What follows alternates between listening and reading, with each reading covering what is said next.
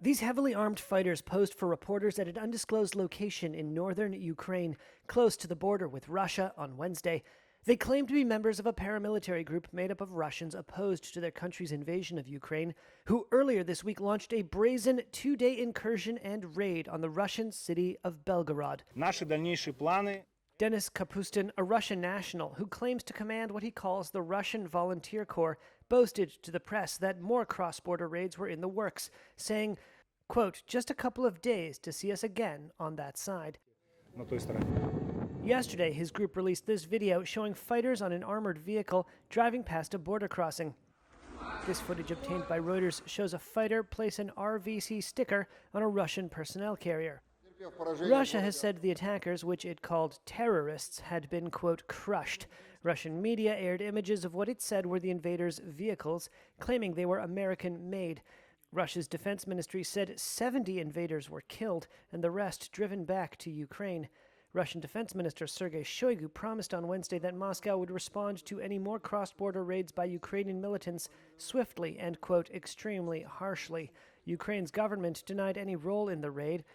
Asked what kind of support he got from Kiev, Kapustin said, Medicine, petrol, obviously a lot of encouragement. He said 2 members of his group had been killed and 10 wounded, Наш основной then трофей. pointed to what he called the main trophy, a Russian military vehicle he said his fighters captured.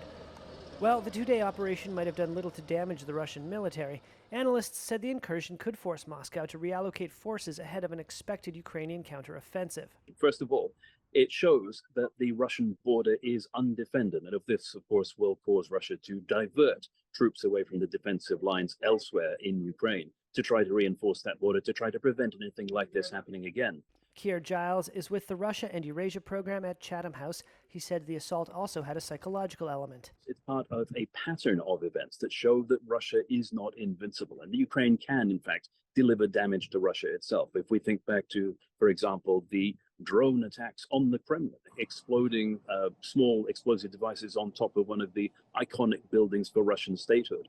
All of it undermines this narrative that the war will not touch Russia itself. Russia has blamed Ukraine for attacks inside Russia or Russian-held territory in recent months, many of them on fuel depots in Russian-occupied Crimea, which Moscow calls sabotage. On Wednesday, Moscow claimed to have foiled an attack on one of its warships by 3 uncrewed Ukrainian speedboats in the Black Sea. This week's operation in Belgorod would be Ukraine's largest such incursion known so far.